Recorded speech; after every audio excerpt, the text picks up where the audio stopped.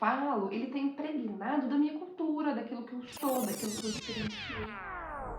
Bem, ele só fica bom com a prática, né? Então bora lá. Eu me chamo Amanda. Eu gosto de me apresentar sempre com o meu nome e meu sobrenome, Amanda Bucar. E depois a gente pode conversar um pouquinho de onde vem essa, essa necessidade nossa de sempre colocar o nosso sobrenome, né, a nossa referência à frente de tudo que a gente fala. Mas de uma certa forma eu sempre me identifiquei, eu sempre gostei de me identificar assim, porque eu gosto muito do meu sobrenome. É um sobrenome muito único e com uma origem muito forte. Bucar vem de uma família imigrante sírio-libanês, meus bisavós. E aí o sobrenome chegou até mim, né? Gosto muito de me apresentar assim. Acho que tem uma história muito forte, uma história que eu gosto de contar. Eu sou designer de serviço, mas especificamente, apesar da minha formação inicial ser em design de interiores, eu atuei brevemente com interiores e já passei para um lado mais estratégico do design. Sou pesquisadora em design também, faço hoje um mestrado em design comunicacional. Sou mãe, eu acho que isso é muito importante e é muito característico assim de quem se tornou mãe, pai, de se apresentar assim, então gosto também de me apresentar como mãe. Sou mãe. E recentemente comecei a expressar também que sou de esquerda. E aí eu quero conversar sobre isso, sabe? Porque estamos num mundo muito polarizado, né? Onde extremos estão. A gente está vendo extremos de certa forma muito intensos e pessoas rompendo amizades, relações e muitas coisas por conta de visões políticas. Não tô falando que isso é bom, não tô falando que isso é ruim, até porque depende da perspectiva de cada um. Eu me relaciono com pessoas de direita tranquilamente, desde que não seja uma direita fascista, né? E aí, quando me deparo com uma direita fascista, por exemplo, isso me incomoda profundamente e eu acabo me afastando das pessoas por questão de valor.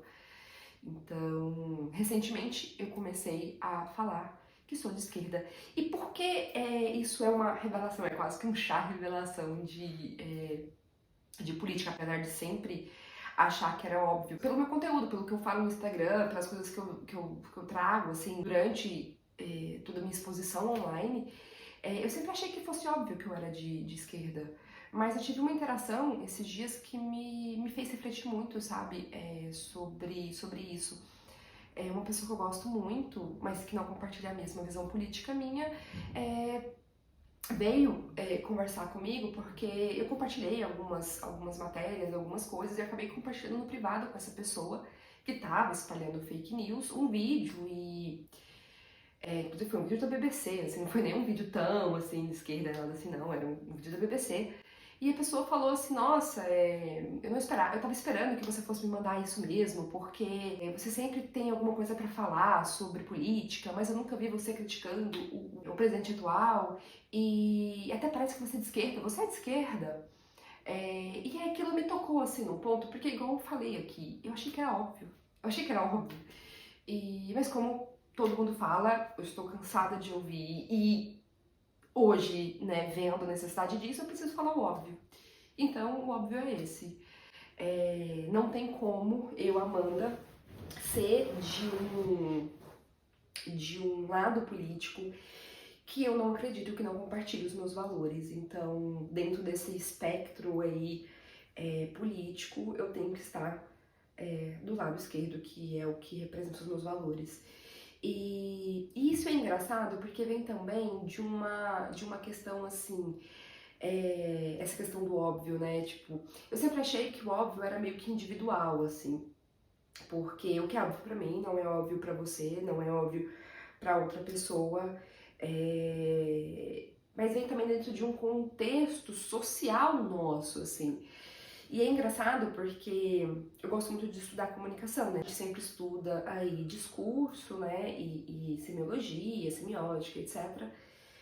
E eu lembro de um trabalho que eu fiz que analisava, dentro de um recorte, óbvio, analisava a identidade visual do álbum do MC, do Amarelo.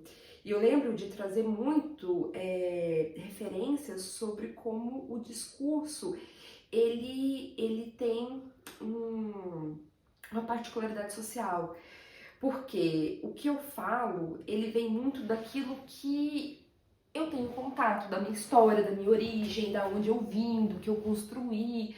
Então, aquilo que eu falo, ele tá impregnado da minha cultura, daquilo que eu sou, daquilo que eu experienciei.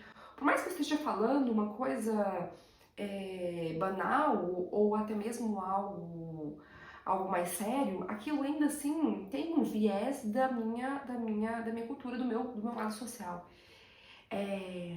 Do mesmo jeito, quem recebe a mensagem, ela recebe aquela mensagem de acordo com as perspectivas dela, com o que ela acredita, com a forma como ela vê o mundo. Então, por isso que quando a gente analisa uma peça, por exemplo, um quadro, uma peça assim artística, digamos assim, a gente tem tantas interpretações, porque, por exemplo, um quadro, quem pintou o quadro tinha uma intenção, mas quem recebeu tinha outra intenção ao ver aquela obra. Então é muito característico dos discursos ter esse caráter social. E agora, assim, recentemente, fazendo um curso de comunicação, eu resolvi fazer um curso de comunicação porque eu achei que depois da pandemia eu fiquei um pouco travada em me comunicar, um pouco sem conseguir expressar o que eu gostaria de dizer, então eu resolvi fazer um curso de comunicação. Inclusive, esse curso de comunicação é o da Gabriela Prioli, eu gosto muito do conteúdo dela.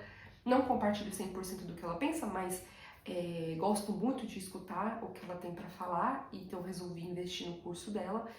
E para mim foi uma surpresa muito grande quando os primeiros módulos falam sobre o quanto a gente deixa de falar as coisas, de se posicionar, porque nós fomos, principalmente as mulheres, ensinadas que deveríamos ficar caladas, não poderíamos estar, ocupar aquele lugar, né?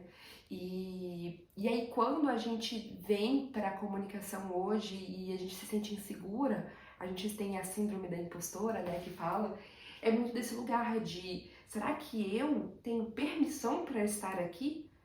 E se eu não tenho permissão, quem é que dá essa permissão, né, pra gente ocupar os espaços que a gente gostaria? E, e eu tô tentando, assim, já faz um tempo, ocupar espaços. Eu tô tentando produzir um pouco mais de conteúdo, eu abri uma newsletter, apesar de não estar sendo tão frequente quanto eu gostaria, maternidade, os pais vão me entender. Mas eu tenho tentado ocupar, de certo nível, um espaço que eu acho que sim, é importante que eu ocupe. Eu resolvi fazer esse vídeo hoje porque hoje foi o vídeo de despedida, de hiato do Tempero Drag, que é um canal que eu, assim, sou apaixonada. Eu sou apaixonada pelos conteúdos que o Guilherme produz, tanto quanto Rita, tanto como Guilherme. E em um determinado momento desse vídeo, ele falou que esses espaços, que ele se sente confortável em se retirar, porque esses espaços estão sendo ocupados por outras pessoas que estão tendo uma visibilidade, que estão comunicando os valores que ele acredita. E eu fiquei pensando muito nisso. Se a gente não ocupa esses espaços que são nos dados, ou que não são nos dados, mas se a gente não conquista esses espaços de fala, como? Como que a gente vai conseguir passar os bastões do conhecimento, né? Como é que a gente vai conseguir estar ali, possuir aquele espaço a ser ocupado por nós?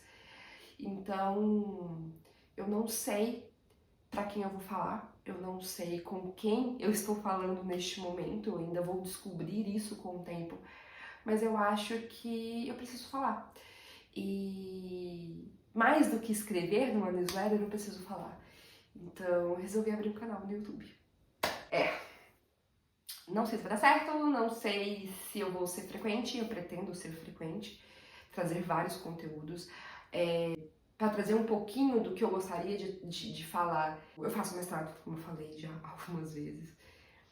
E esse mestrado, ele foi um altos e baixos, assim. Eu comecei a fazer esse mestrado, na verdade, em 2021, na pandemia ainda. E esse mestrado foi uma tentativa de me resgatar enquanto designer. Eu pensei assim, nossa, eu tô num momento muito crítico, assim, da minha profissão. Eu tava passando por um burnout profissional. Aconteceu várias coisas nesse ano, assim, de 2021 que me fizeram refletir muito e me desgastaram muito e me adoeceram.